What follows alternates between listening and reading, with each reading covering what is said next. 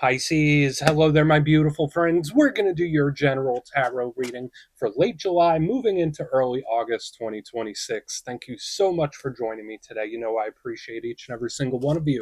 So let's get right down to business, as always, and start you off with an oracle card here, just so we could dip our toes in the energy and see what's happening for the lovely Pisces collective. I hope you're all doing fabulous and fantastic, my friends. Let's get it going here. My guide, spirit team, talk to me. What do you got for us? What do you have for Pisces, gang?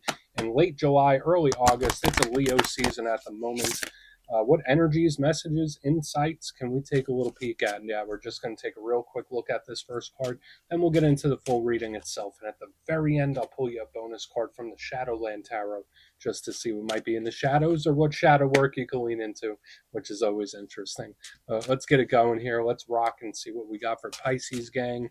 Late July, early August. What's the vibe? What's the energy? Let's get this card out nice and quick. We're going to have a good time today, my friends. Okay, two shuffles and the card pops out and boom, we have this devil-like figure. Now, this isn't like exactly like the devil within the tarot deck. This card does lead heavily when it comes into things like temptation, urges, stuff like that, restraint. So, like, yeah, there's a lot going on here with this first card, and I don't dislike it necessarily. Like, it could also sometimes be fun. But before we fully dive into that, if you're new here, I'll be speaking about the July subscriber surprise towards the end, so you might want to check that out. And also, if you could kindly illuminate that like button by tapping it right on its third eye, you know I'd greatly appreciate it. But enough of the promo, back into the reading. Let's talk more in depth about this card. So as you can see, we have this little Adam and Eve symbolism happening here. We got the devil in the background, we got the lady with the apple, we have the serpent with the fire. So, I mean, we could go the route and be like, oh yeah, it's very similar to the devil in the tarot deck, and there are some similarities, but this just feels way different. So if there are certain things that you're trying to refrain from, whether that be behaviors, whether that be individuals, this energy is trying to keep something in check. So again, that could be a whole bunch of different things. It could even be habits for all we know. But this to me feels extremely tempting, very alluring. So whether this be a person, a situation, like when I see this card, even if we're not trying to refrain, it's like, ah, that looks nice. That looks fun. Like this energy is pulling me in magnetically. So it's interesting. Sometimes we're magnetically pulling things in, but sometimes we're magnetically pulled to something else. So I'd watch out for that in this time with this card, because it just feels very tempting, very alluring for whatever reason. So we're just going to put it down right there. It is what it is. I mean, it could also be very fun, right? It's like breaking the rules. So we're just going to let them chill out. Let's get into tarot. And yeah, I always say that first card, it doesn't make or break the reading. It's just a little footnote. So let's get you 3 tarot cards in the upright. Then we'll get into that intuitive juiciness. Shuffle it up one time here for Pisces, gang. And while we get this deck shuffled up and ready to go, let's talk about last week's reading. So there were some pretty good energies last week. The reading was titled An Unexpected Victory. Now, I always say wins, victories, they come in all different shapes and sizes.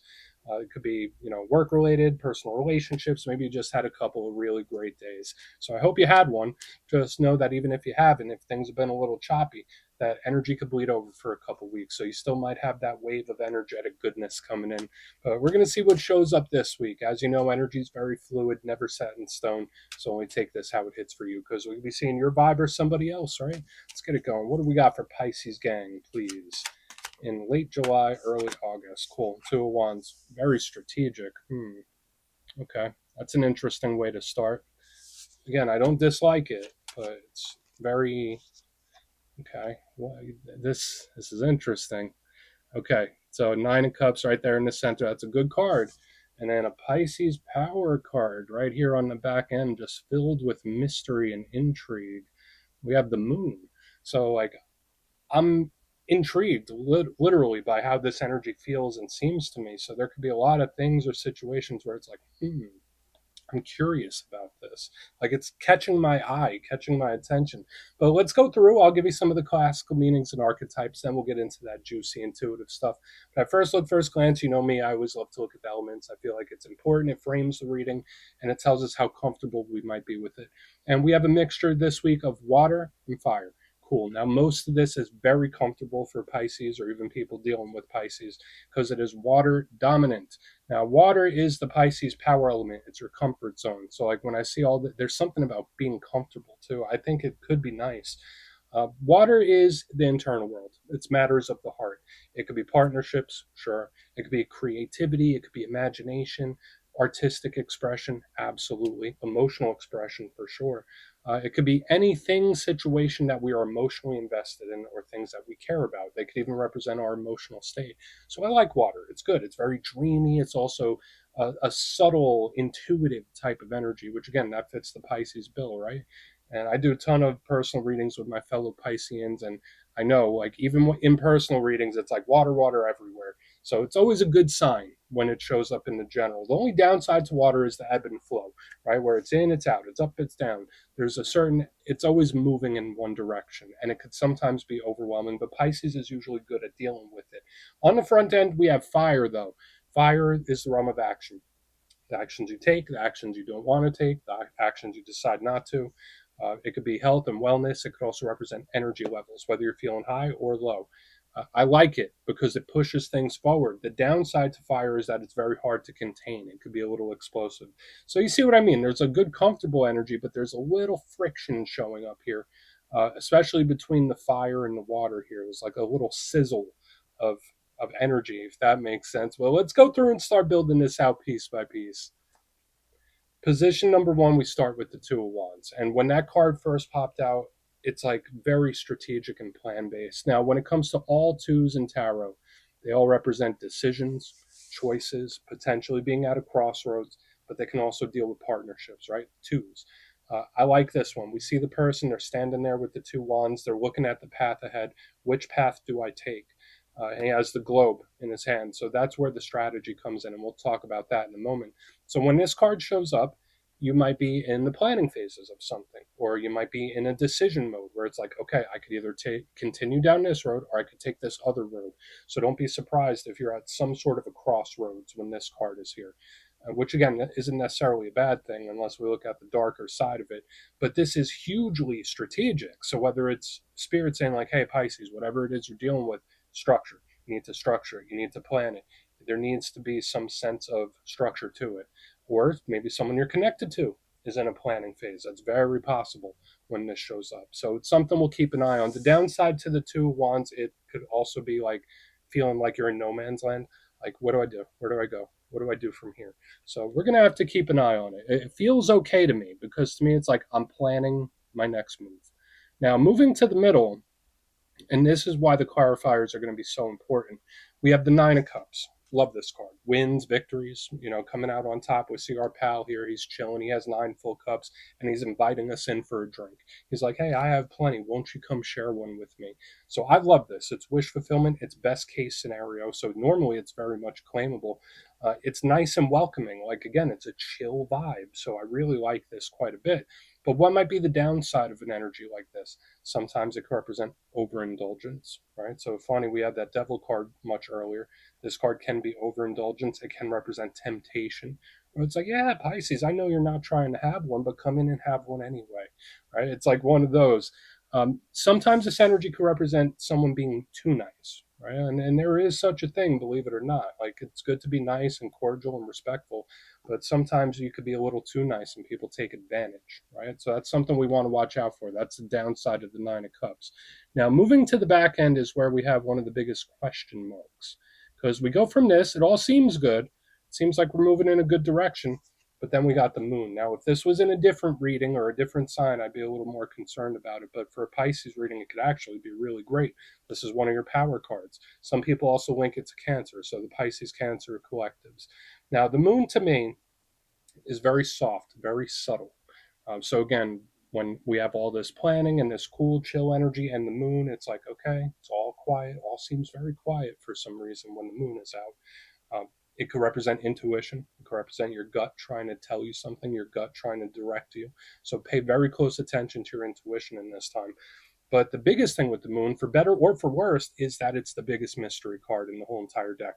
The questions, the unknowns. What do I do from here? What's coming up? All that kind of stuff. So whether it be a conversation, a situation, a person, their motives, we do want to look at this much deeper, especially next to the Nine of Cups. Now, all seems like it could turn out well, but I have questions myself, and that's why all of this intrigues me, right? Like, we got the planning, we have the nice welcoming energy, and then we have the moon. So I'm cautiously optimistic, but I want to dive deeper on all the Pisces. Let's do it. Let's jump in and clarify. Okay, let's get a good shuffle here. What do we got for Pisces, gang? And yes, this is where I go intuitive with the message, which means I just tell you how it feels to me. So feel free to do further research or rely on your base knowledge of tarot, because as you know, every single reading is about the reader's interpretation, and I'm just giving you mine. Let's go in on the Two of Wands, see what that has. And yeah, if you're a reader yourself, please feel free to play along. That's why the box is here. If you're feeling any messages you want to give to Pisces, you can drop it down in the comments. I don't mind at all. Okay, why is that Two of Wands in the mix? What do we got? Quick, super quick. Okay. Yeah, this energy, it's like I want to do it. I want to do it already, but I'm going to hold off. All right, so there is absolutely like some action being planned. Now, again, similar to what I said earlier, we got the Page of Wands in reverse. For a lot of Pisces, this could be advice from Spirit. Two of Wands, Page of Wands in reverse is like, don't do anything yet. Don't show your hand. If you've ever played poker, right? Like, you know, when you get a hand and you keep it to yourself, that's how this feels to me, especially with all this other stuff going on, where it's like I've received my hand, I'm reading my hand, and I'm deciding how to play it. I'm deciding the next steps. So, yeah, especially with the Page of Wands in reverse, it's like, oh, I'm planning on it, but not yet. Oh, I'm going to do something about it, right? With the Page of Wands, like this energy is very motivated to make something happen. But maybe I'll play it cool. Maybe I'll just let this elapse a little bit. So again, whether that's advice or how someone's playing it, it is giving me that like play it cool. Don't show my hand. I got plans, but I'm not revealing them just yet. Like I don't want to tip my hand. So that's really interesting. So we have like this big energy around strategy and planning, but not tipping your hand. Okay. So we're just going to keep going. I don't think we even need to overcomplicate it, right? Because it's like I'm planning on doing that. I'm planning on addressing it, but not yet. Like that's just how it feels. So I mean, nothing wrong with being prepared, right? We're gonna keep going. We're gonna see what's up with the Nine of Cups. Just very simple, straightforward, and to the point. So why is that here? Why is the Nine of Cups here for Pisces, gang? Okay. Okay. The slow approach is the better approach. Like there's no rush. All right, so we have the Hierophant in the upright underneath the Nine of Cups, and that is like a very clear signal to me. It's like just be thorough, be slow and thorough. Like you don't have to rush this. Like there is no rush. You got time. I don't know why it's coming through like that. And I was getting a very similar thing in the Cancer reading this week too, where it's like you got time. Like there's time to do something, even if it seems like there isn't. It's like you got time. Now the Hierophant, it could represent tradition, right? Like it's a very spiritual card. I like the Hierophant, big Taurus energy here. Could represent power structures. It could represent like corporations and governments and all sorts of stuff. But it is very traditional, right? It's like things have always been this way and things will continue to be this way. This is not an energy that likes change. So, like when I see it under the Nine of Cups, which is happy, content, calm, chill, and we have the Hierophant, happy, content, calm, chill, it's like, all right, don't press too hard. Don't push it too fast. You got plenty of time. There's no rush with something. So take that for what it's worth. Either that or that's the energy how someone else is acting, where it's like la di da, no rush here. It's very carefree, which can be nice. It doesn't feel locked in. It just feels like I'm taking my time with it. So I think that's okay for a lot of you. I mean, unless there's something you're drastically wanting results from right away. But and if that's the case, it's Spirit saying like, no, I mean the slow approach is the better approach. You want to be thorough. We're gonna keep going. I think it's good. I think it could be really good actually. But let's see what's up with the moon. Then we'll do a quick recap before we get into the shadow. So yeah, and don't let anyone try to pressure you either, or like, and don't let anyone try to rush you or pressure you. Like that's another thing. The thorough approach is the best approach. So let's go in on the moon, and we'll do our recap before the shadow. So what's the moon doing here? Okay. Okay. There will be a time and a place. Okay. So we have the Queen of Swords in the upright now. She is an energy that does cut right through an energy like the moon. Whereas the moon is like, very soft, hidden, subtle. The Queen of Swords is very straightforward, upfront, to the point. The facts are the facts, right? She tells it like it is. She's very serious and stern. She is not playing games. So to me, this is kind of where the shoe drops, right? Because like we have this energy here on the front end, which is like, I'm going to do something about it. I'm planning it, but not yet. I'm not in a rush to do it. but the time will come where I act. And when I act, I'm going to be, I don't want to use a word like ruthless, but that's kind of how that feels to me. Where it's like, yeah, take no prisoners type of energy. Where it's like, when it's go time, it's go time. So the Queen of Swords, if you're not connected to Libra, Gemini, Aquarius, um, as mentioned, she is honest, straightforward, to the point, smart, intelligent. She gathers information. But another thing about her, she's a planner, she's a strategist, right? So we have this really concise theme this week around like plan your moves, don't tip your hand, right? Because especially under a hidden card like the moon, with her, secret plans, like hidden plans, like that's how it feels. So I think it could be an advice for a lot of Pisces where it's like, hey, don't give it away, don't give yourself away, don't tip your hand. Or it's showing up in multiple places this week, but it's like, but when it's go time, when it is go time, you'll know. And when the Queen of Swords acts, like she acts. So like to me, it feels like the shoe dropping, or the hammer dropping, so to speak, when she's here. So do with that what you will. We're gonna go. Let's go through and do a quick recap. Then we'll get into the shadow. So this is very, very unique for a Pisces reading. I mean, there's some good stuff, and I do think there could be some good results because of it. But it, I don't want to say it's like scheming, but there's like a lot of hidden planning happening here. If you kindly look in the box, position number one, we have the Two of Wands, Page of Wands in reverse. I'm going to do something, but I'm planning it first. I intend on making something happen, but I'm going to wait for now. Like it's an energy that's like holding itself back for whatever reason. So maybe that's why we had this like temptation in the front. That could be very possible, where it's like there's something I want to do, but I can't do it yet. Moving to the center, we have the Nine of Cups with the Hierophant. Beautiful, solid, stable, sturdy. It's business as usual. It's like, to me, it feels really nice. It could be a win or victory, a long lasting one, which I think is nice. Very content. Um, but at the same time, it's like the slow approach is the better approach. You want to play the long game for whatever reason, and don't tip your hand, especially as we move in to the moon, Queen of Swords in the upright. What is this about someone playing the long game? I'm not sure if it's you or someone else. No judgment either way. But yeah, the moon with the Queen of Swords, it's like at some point that moon is going to go away, and then this person's dealing with the Queen of Swords. Right? This is where the shoe drops. This is where the hammer drops. So a lot of planning happening too. So please take a screenshot if you want to look into it further. Let's see what's in the shadows. And yeah, I always like to pull a shadow card at the very end just to see whether it's something within you or something you don't quite see. Shadow cards don't always have to be a challenge, they could be a good thing. So let's get you one. And yeah, if you made it to this point in the reading, please feel free to check out channel memberships. I'll put a link for it in the comments below. It's a beautiful way to support the channel, and I have much love for all my channel members. All right, let's get this shadow card going. What do we got for Pisces, gang? Thank you. Yeah, Nine of Cups. So another repeat, right? We have the Nine of Cups in the middle of the main part of the spread, and it shows up once again, but in the shadows here. So there is this tie to that like devil type of energy there in the front about temptation or wanting to do something and trying to resist it and like playing the slow game. That's a very consistent theme this week. So I would absolutely watch urges, because that is a shadow side of the Nine of Cups. Remember, it could represent overindulgence. It could represent giving in to one's urges, doing what feels good in the moment as opposed to doing what's best long term. That's a really important theme this week for some reason. I will also say this: the Nine of Cups is one of the best cards in the whole entire deck. It is wins, victories, blessings, all that good stuff. So the fact that it shows up in the shadows is actually a good thing.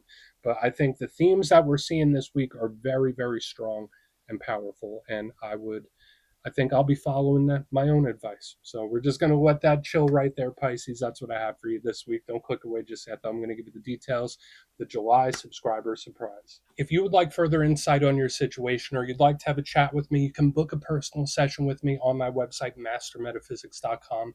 The July calendar is up and spots go quick, so you might want to check that out. But for the July subscriber surprise, doing another winner's choice, I will choose 3 lucky winners to either choose a copy of the Gilded Tarot Royale, which is one of my favorite decks of all time. It's a must-have, or a handmade pendant from my website, mastermetaphysics.com. So if you'd like to get your name in for that, it's 2 simple things, as always, my friends.